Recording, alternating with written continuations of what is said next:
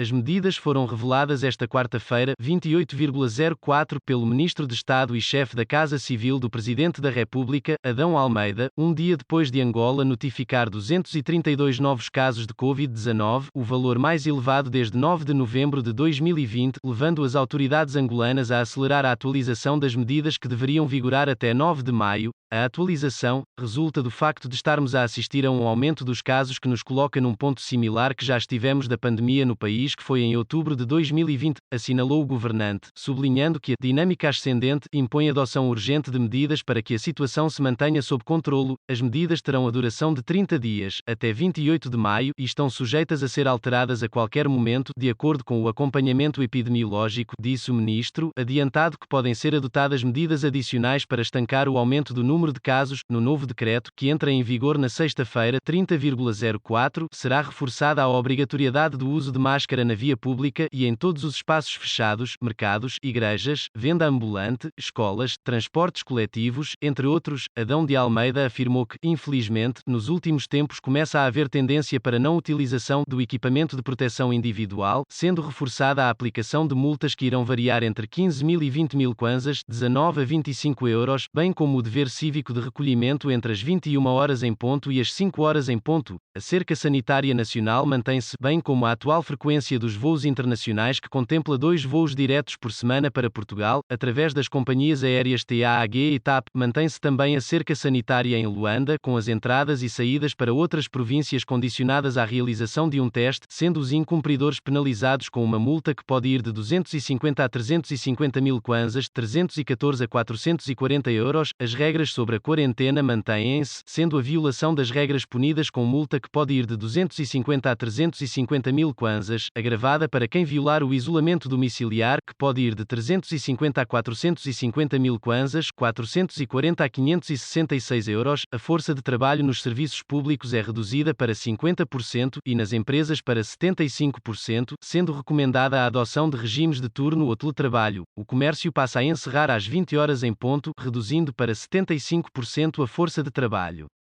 Restaurantes e similares vão funcionar até às 20 horas em ponto com o serviço de take-away, a prolongar-se até às 22 horas em ponto, sendo expressamente proibida a instalação de pistas de dança. As multas podem ir de 350 a 450.000 kwanzas e levar ao encerramento temporário dos espaços por um período de 30 a 90 dias. Ana Catarina Mendes, afirmações de João Cravinho são injustas, não quero dar ao Estado o direito de inverter o ónus da prova. Madalena e Célia são mesmo irmãs, obrigada, sem ti não tinha conseguido. Combate à corrupção?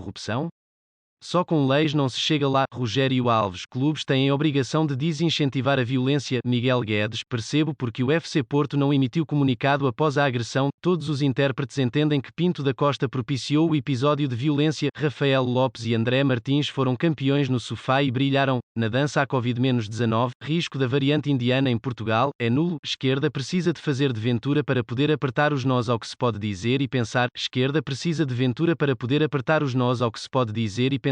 Pinto da Costa. E agora, porque o Pedro Pinho lhe tirou a máquina, o país parou. Pinto da Costa. Pedro Pinho não tem nenhum cargo no FC Porto, é um empresário. Champions, o resumo da reviravolta do City em Paris. Pinto da Costa, eu não vi nenhuma agressão, nem nenhuma imagem que mostre isso. Continuam também interditas festas em espaços não domiciliares, podendo as medidas sancionatórias em caso de incumprimento ir da aplicação de multas de 450 a 500.000 kwanzas, 566 a 629 euros, ao proprietário que disponibiliza o salão para festas de casamento, à apreensão de equipamentos de som e outros que se encontrem no local.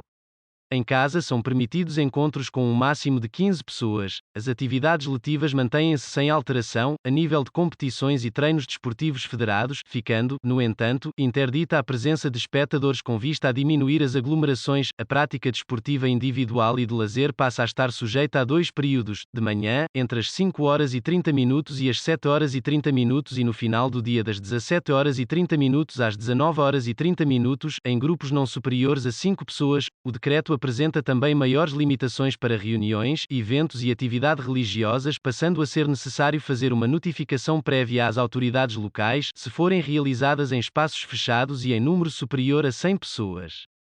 Em espaços abertos, os participantes terão de assegurar um distanciamento de mais de 2 metros. Há também medidas específicas para atividades políticas e cívicas de caráter massivo.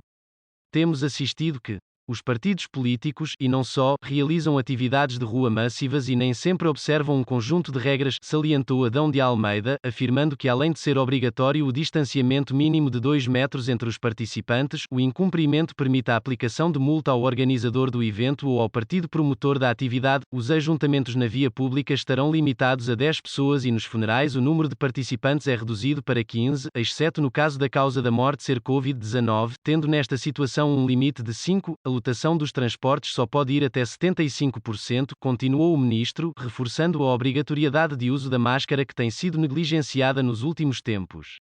Praias e piscinas continuam interditas aos angolanos. Ana Catarina Mendes, afirmações de João Cravinho são injustas, não quero dar ao Estado o direito de inverter o ónus da prova. Madalena e Célia são mesmo irmãs, obrigada, sem ti não tinha conseguido. Combate à corrupção?